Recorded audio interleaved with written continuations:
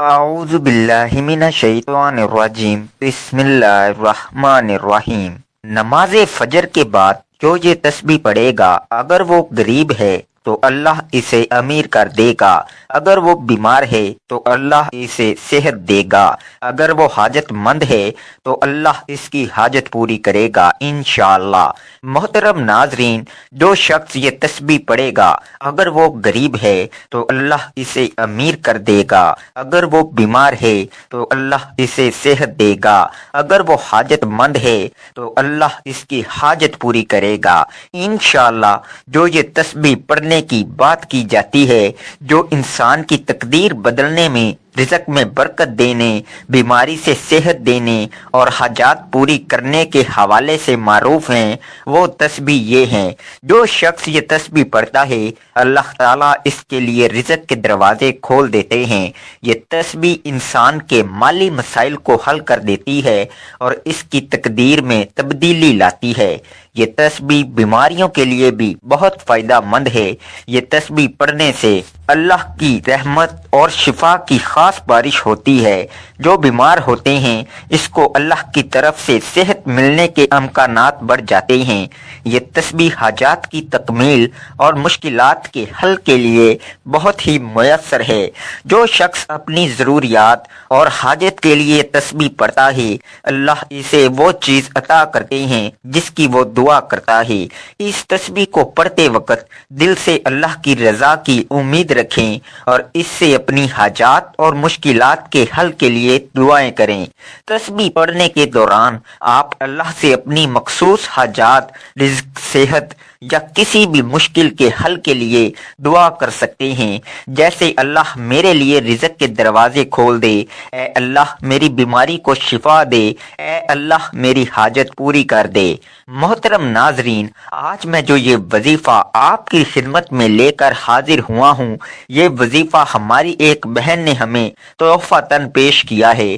ان کا یہ کہنا تھا کہ یہ جو عمل ہے میں نے صرف 2 دن کیا اور مجھے 50 لاکھ کی ضرورت تھی، اور صرف 2 دن میں نے یہ وظیفہ کیا اور اللہ پاک کے غیبی خزانوں سے پیسوں کا جو انتظام تھا وہ ہو گیا۔ اور میں بہت ہی زیادہ حیران ہوئی اللہ پاک کے اس کرشمے سے کہ اللہ پاک نے کس طرح سے میری مدد کی۔ تو میں آج یہ جو وظیفہ ہے آپ کے ساتھ شیئر کر رہی ہوں کہ جو وظیفہ ہے آپ دوسرے جو بہن بھائی ہیں ان تک بھی آپ شیئر کریں، تاکہ وہ بھی اپنی پریشانی میں یہ وظیفہ کریں۔ اور اگر ان کی مالی حالات ٹھیک نہیں ہیں، یا گھر میں غربت تنگ دستی ہے، یا گھر میں اتنے فاقے ہیں، یا کچھ میرے ایسے بہن بھائی ہیں جو بے روزگار ہیں، ان کو اچھا روزگار نہیں مل رہا ہے، یا ان کے گھر میں ہر وقت پیسوں کی کمی کی وجہ سے لڑائی جھگڑا رہتا ہے، تو وہ یہ عمل کر لیں۔ انشاءاللہ بہت جلد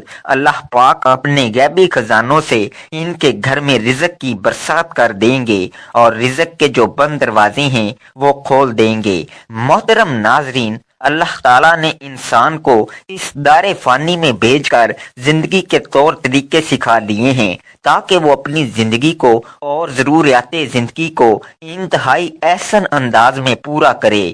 انسانی زندگی کے معاملات، صحت، کامیابی، کاروبار اور دیگر میدانوں میں مدد کے لیے اللہ نے اپنے محبوب بندوں میں سے چند بندوں کا انتخاب کیا، جنہیں ہم انبیاء کہتے ہیں۔ ان کے بتائے ہوئے ہر طور طریقے میں نہ صرف برکت ہے بلکہ زندگی کی فلاح اور کامیابی پوشیدہ ہے۔ انسان کسی بھی میدان میں کامیابی حاصل کرنا چاہتا ہے تو اسے سیرت النبی صلی اللہ علیہ وآلہ وسلم پر عمل پیرا ہونا ہوگا۔ اسلامی تعلیمات میں زندگی اور گھر کے سکون کے لیے چند حصول بتائے گئے ہیں، گویا کوئی انسان اگر ان پر عمل پیرا ہوتا ہے تو وہ اپنے گھر میں سکون پائے گا۔ ان اصولوں کو ترتیب سے بیان کیا جاتا ہے۔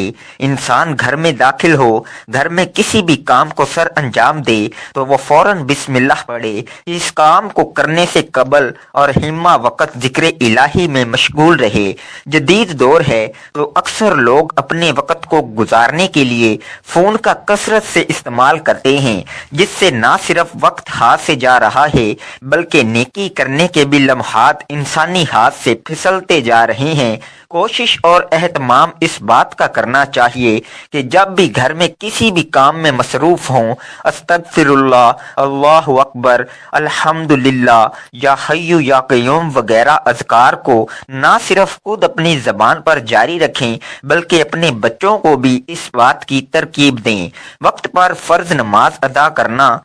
सूरतुल मुद्दस्सिर में अल्लाह ताला ने एक जन्नती और जहन्नमी का मुकालमा बयान किया है, जिसमें जन्नती जहन्नमी से सवाल करता है कि कौन सी चीज़ है जो तुम्हें जहन्नम में लेकर आई है, तो इस पर वो जवाब देता है कि हम नमाज न पढ़ने वालों में से ये तो वो लोग हैं जो नमाज नहीं पढ़ते। अल्लाह ताला ने जो नमाज पढ़ते हैं लेकिन इसमें सुस्ती करते हैं, वक्त ज़ाया करते हैं और कसदन नमाज को देरी से पढ़ते हैं, इनके मुतालिक भी इरशाद फरमाया है, बस इन नमाजियों के लिए हलाकत है जो अपनी नमाज से गाफिल हैं। गोया ये नमाज तो पढ़ते हैं, इनमें अक्सर गफलत में पड़ जाते हैं, इनके लिए भी खराबी है। लिहाजा घर में बरकत चाहिए तो अक्सर नमाज का एहतमाम घर में किया करें। नवाफिल सुन्नत तो लाजमन घर में ही अदा किया करें। कुरान करीम की तलावत का एहतमाम। तीसरा असूल घर में बरकत के लिए कुरान मजीद की तलावत का एहतमाम है। अगरचा थोड़ा ही किया जाए लेकिन रोज की बुनियाद पर किया जाए। आप चाहे एक सफ़ा तलावत करें लेकिन तलावत रोज की बुनियाद पर हो सके तो अपने बच्चों को एक सफ़ा रोजाना तलावत का सुनाएं ताकि इनमें कुरान मजीद की तिलावत का शौक पैदा हो। कुरान मजीद की कोई भी सूरत तिलावत करें घर में बरकत का ही बाइस बनती है। जनाब रसालत मआब सल्लल्लाहु अलैहि वसल्लम ने फरमाया, हजरत अबू हुरैरा रज़ी अल्लाह अन्हु से रवायत है कि रसूल अल्लाह सल्लल्लाहु अलैहि वसल्लम ने फरमाया, अपने घरों को कब्रिस्तान न बनाओ, यकीनन शैतान इस घर से दूर भागता है जहां सूरह बकरा पढ़ी जाती है। यानी घरों में नमाज और तलावत कुरान का एहतमाम किया करो। अहले इल्म फरमाते हैं कि रोजाना रात ईशा की नमाज के बाद जो शख्स सूरह वाक़िया की तिलावत करता है, अल्लाह उसके रिज़्क में इजाफा फरमाता है। सुबह सुबह सूरह यासीन की तिलावत भी करनी चाहिए। जुमातुल मुबारक को सूरह कहफ की तिलावत करनी चाहिए। अल्लाह का तकवा इख्तियार करना।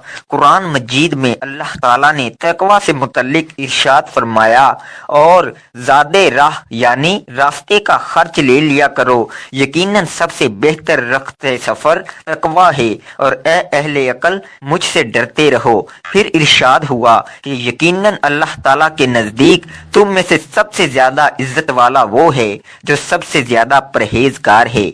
बेशक अल्लाह ताला सब कुछ जानने वाला बाखबर है।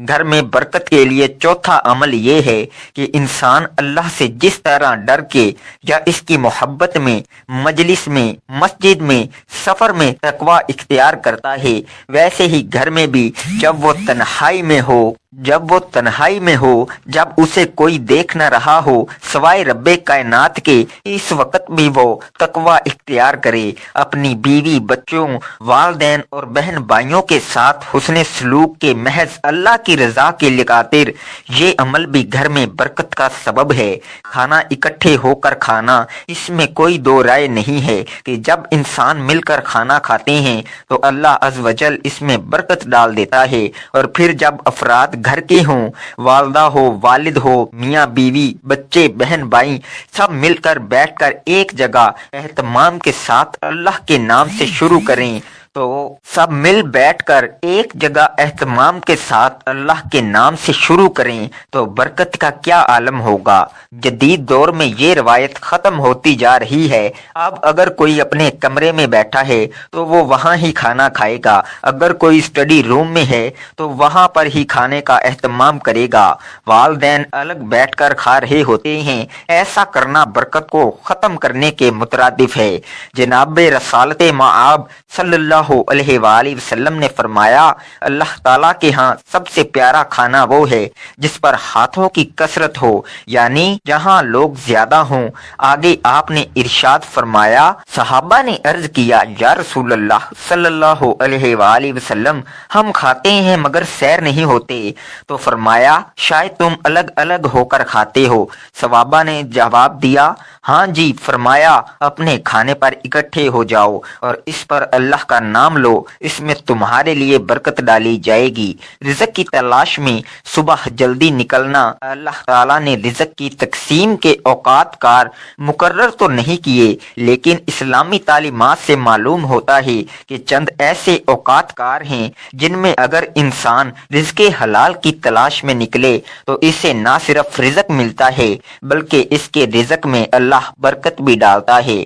ہماری تہذیب و ثقافت کا یہ حصہ رہا ہے کہ ہمارے بڑے صبح جلد اٹھ جاتے تھے، فجر کی نماز ادا کرنے کے بعد تلاوت قرآن کرتے اور پھر رزق حلال کی تلاش میں نکل پڑتے تھے، یہاں تک کہ وہ شام کو واپس لوٹ آتے تھے اور عشاء کی نماز کے بعد سو جاتے تھے۔ یہ ایسا وقت ہے رزق حلال کے لیے جس میں نہ صرف انسان زیادہ سے زیادہ اللہ کا فضل سمیٹ سکتا ہے بلکہ اس میں برکت بھی حاصل کرتا ہے، لیکن عصر حاضر میں تمام اوقات کار بدل چکے ہیں۔ لوگ اب فجر کے وقت سوتے ہیں اور رات ساری جاگتے ہیں۔ ہم یہ دیکھ سکتے ہیں کہ ان کے گھروں میں 4 سے 5 افراد کمانے والے ہیں لیکن پھر بھی برکت نہیں، جبکہ ہمارے اجداد میں محض ایک شخص کمانے والا ہوتا تھا اور پورے گھر کو ایک ہی فرد کافی رہتا تھا۔ لہٰذا اگر آج ہم چاہتے ہیں کہ ہمارے گھروں میں اور رزق میں برکت ہو تو صبح جلدی اٹھنے کی عادت ڈالیں اور رات جلدی سونے کی عادت ڈالیں۔ اللہ پر توکل کرنا جیسا اس کا حق ہے۔ جو کوئی اللہ پر توکل کرتا ہے تو اللہ اس کے جملہ امور کا کفیل ہو جاتا ہے۔ بے شک اللہ بہت غالب، بڑی حکمت والا۔ انسان کا کام محض کوشش کرنا ہے، نتائج اس کے ہیں، ہاتھ میں نہیں ہیں۔ وہ دن رات کوشش کرے اور اللہ پر توکل کرے۔ اگر انسان کے ہاتھ میں سب کچھ دے دیا جائے تو عین ممکن ہے یہ دنیا ایک ہی دن میں ختم ہو جائے۔ گھر ہو، نوکری ہو، کاروبار ہو، غرض کسی بھی میدان میں انسان کو اللہ پر توکل کرنا چاہیے۔ اپنے بچوں کی اور بچیوں کی تربیت اچھے سے کرے اور پھر اللہ پر بھروسہ کرے، ایک دن ضرور اللہ اس کے بچوں کو اعلیٰ مقام پر فائز کرے گا۔ خرید و فروخت میں ایمانداری کا ثبوت دینا گھروں سے برکت کا اٹھ جانے کا ایک بہت بڑا سبب یہ بھی ہے کہ ہمارے گھر کے سربراہان جب کمانے کی غرض سے باہر جاتے ہیں تو خرید و فروخت میں جھوٹ کا سہارا لیتے ہیں، اپنے ناقص مال کو بیچنے کی غرض کے شاید یہ اچھے داموں فروخت ہو جائے وہ نقص کو چھپا لیتے ہیں۔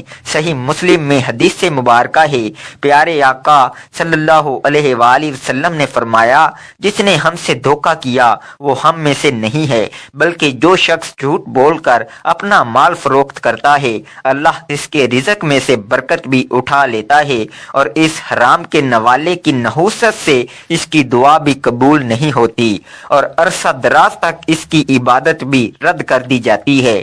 جو اپنے بچوں کو حرام کا نوالا کھلاتا ہے اولاد کبھی بھی اس کی فرما بردار نہیں بنتی۔ مالی صدقہ کرنا، امام راغب اصفہانی لکھتے ہیں، صدقہ وہ مال ہے جس کا ادا کرنا واجب نہ ہو بلکہ خیرات دینے والا اس سے قرب الہی کا قصد کرے۔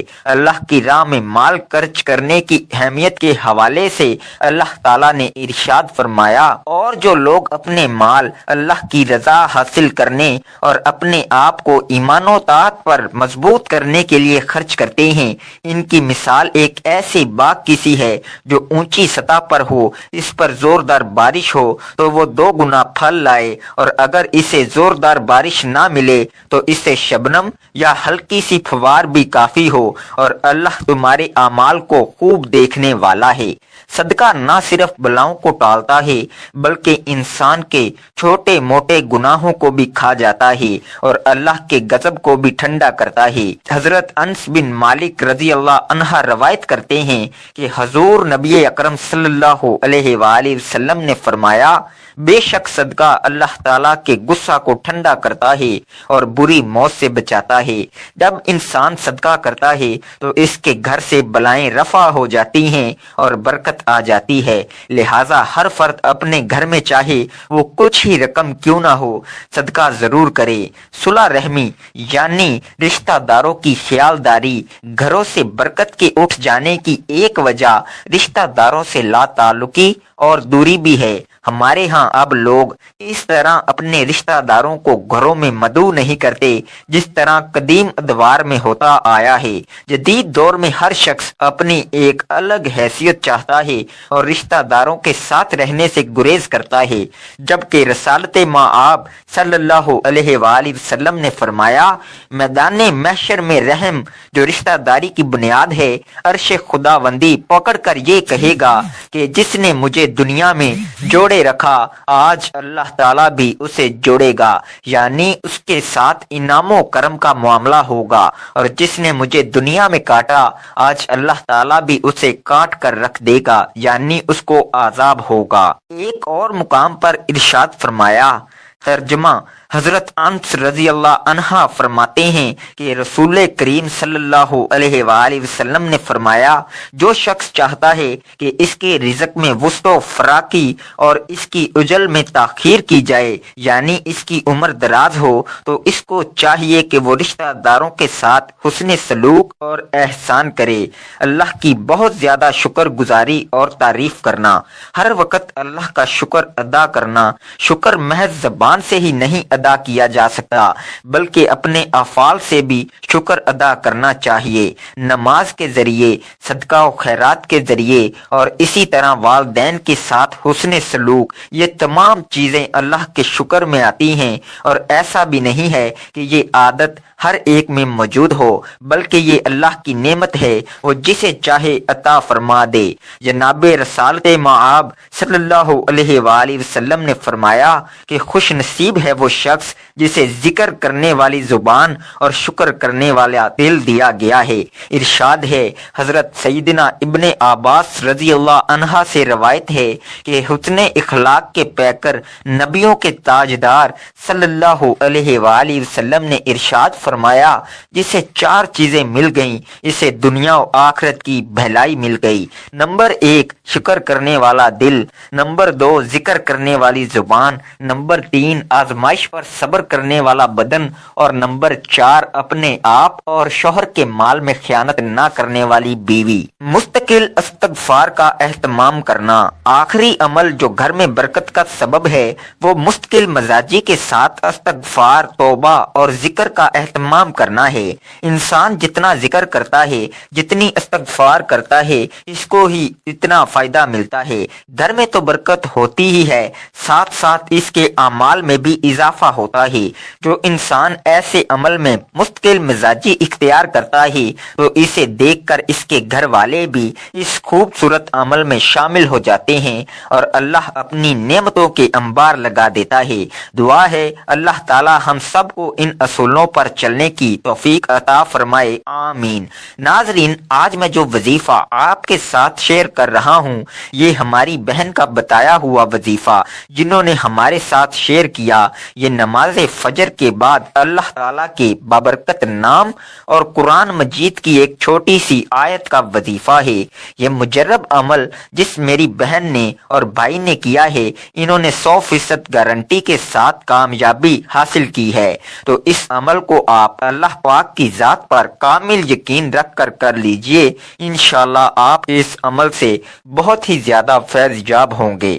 ناظرین، اس وظیفے کو شروع کرنے سے پہلے، اس ویڈیو کو آگے بڑھانے سے پہلے میں آپ سے گزارش کروں گا کہ آپ میرے ساتھ مل کر ایک مرتبہ درود ابراہیمی کو پڑھ لیجئے، تاکہ جو میں آج آپ کو یہ عمل بتانے لگا ہوں اس کو پڑھنے سے اللہ پاک اپنے پیارے حبیب حضور پاک صلی اللہ علیہ وآلہ وسلم کے صدقہ ہمیں اس میں 100% کامیابی عطا کرے۔ اللہم صلی علی محمد وعلی آل محمد کما صلیت علی ابراہیم وعلی آل ابراہیم انک حمید مجید۔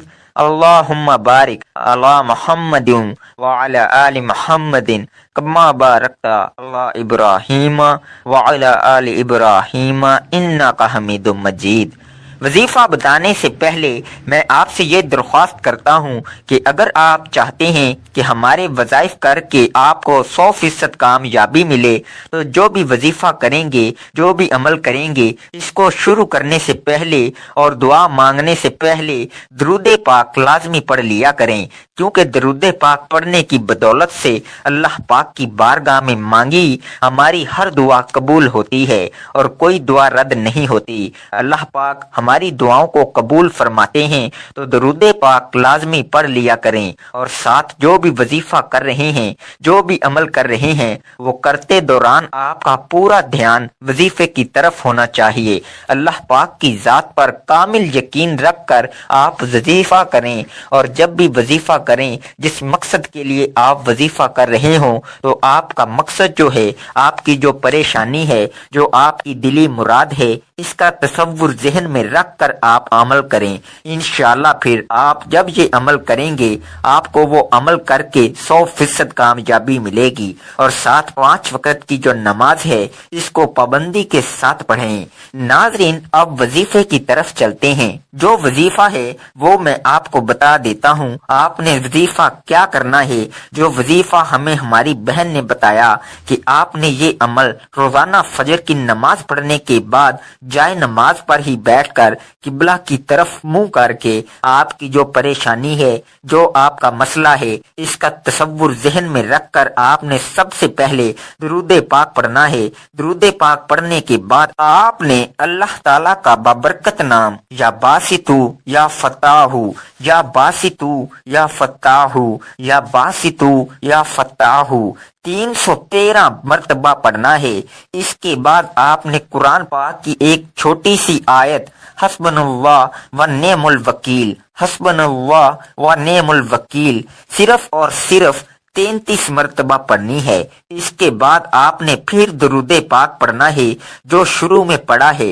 وظیفہ کرنے کے بعد اللہ پاک کی بارگاہ میں رو رو کر دعا کرنی ہے۔ انشاءاللہ آپ کی جو بھی پریشانی ہوگی، آپ کا جو بھی مقصد ہوگا وہ پورا ہو جائے گا، آپ کی ہر دلی مراد پوری ہو جائے گی۔ اس وظیفے کو خود بھی کیجئے اور صدقہ جاریہ سمجھ کر اس کو دوسرے مسلمان بہن بھائیوں سے بھی لازمی شیئر کیجئے تاکہ وہ بھی اس عمل کو کریں اور فیض یاب ہو جائیں۔ آپ میرے ساتھ دعا کر لیں۔ اے اللہ رب العزت، اے ساری کائنات کے شہنشاہ، اے ساری مخلوق کے پالنے والے، اے زندگی موت کا فیصلہ کرنے والے، اے آسمانوں اور زمینوں کے مالک، اے پہاڑوں اور سمندروں کے مالک، اے انسانوں اور جناتوں کے معبود، اے عرش اعظم کے مالک، اے فرشتوں کے معبود، اے عزت اور ذلت کے مالک، اے بیماروں کو شفا دینے والے، اے بادشاہوں کے بادشاہ، اے اللہ ہم تیرے گناہ گار بندے ہیں، تیرے خطا کار بندے ہیں، ہمارے گناہوں کو معاف فرما، ہماری خطاؤں کو معاف فرما۔ اے اللہ ہم اپنے اگلے پچھلے صغیرہ کبیرہ سبھی گناہوں، خطاؤں اور نافرمانیوں کی معافی مانگتے ہیں۔ اے اللہ رب العزت، ہم اپنے گناہوں سے توبہ کرتے ہیں، ہماری توبہ قبول فرما۔ اے اللہ ہم گناہ گار ہیں، سیاہ کار ہیں، بدکار ہیں، تیرے احکام کے نافرمان ہیں، ناشکرے ہیں، لیکن میرے معبود تیرے نام لیوا بندے ہیں، تیری توحید کی گواہی دیتے ہیں۔ تیرے سوا کوئی عبادت کے لائق نہیں ہے، تیرے سوا کوئی بندگی کے لائق نہیں ہے، تیرے سوا کوئی تعریف کے لائق نہیں ہے۔ ہمارے معبود، ہمارے گناہ تیری رحمت سے بڑے نہیں ہیں، تو اپنی رحمت سے ہمارے گناہ معاف کر دے۔ اے اللہ پاک، ہمیں گمراہی کے راستے سے ہٹا کر صراط مستقیم کے راستے پہ چلنے والا بنا دے۔ اے اللہ ایسی نماز پڑھنے کی توفیق عطا کر جس نماز سے تو راضی ہو جائے، زندگی میں ایسے نیک اعمال کرنے کی توفیق عطا کر جن اعمالوں سے تو راضی ہو جائے، ہمیں ایسی زندگی گزارنے کی توفیق عطا کر جس زندگی سے تو راضی ہو جائے۔ ایمان پہ زندہ رکھ اور ایمان پہ ہی موت عطا فرما۔ اے اللہ ہمیں تیرے احکام کی فرما برداری کرنے والا بنا اور تیرے پیارے حبیب جناب محمد رسول صلی اللہ علیہ وآلہ وسلم کے نیک اور پاکیزہ آداب کو اپنانے والا بنا دے۔ اے اللہ ہماری پریشانیوں کو دور کر دے۔ اے اللہ جو بیمار ہیں انہیں شفائے کاملہ عطا فرما۔ اے اللہ جو بے اولاد ہیں انہیں اپنے خزانوں میں سے نیک اور صالح اولاد عطا فرما۔ اے اللہ جن کے جو کام رکے ہوئے ہیں وہ پورے کر دے۔ اے اللہ بچھڑے ہوں کو ملا دے۔ اے اللہ شادی شدہ جوڑوں میں محبت اور خلوص پیدا کر دے اور ان کی زندگیوں میں برکت ڈال دے۔ اے اللہ تمام لڑکے اور لڑکیوں کے نصیب اچھے کر دے۔ اے اللہ جو قرض کے بوجھ تلے دبے ہوئے ہیں ان کا قرض جلد سے جلد ادا کروا دے۔ اے رب العزت شیطان سے ہماری حفاظت فرما۔ اے اللہ حلال رزق کمانے کی توفیق عطا فرما۔ دوستو اپنے رزق میں برکت، وسعت اور کشادگی کے لیے اللہ تعالیٰ کے 99 ناموں میں سے ایک نام ضرور لکھیں۔ جزاک اللہ۔ اپنا خیال رکھیے گا اور دعاؤں میں یاد رکھیے گا۔ شکریہ۔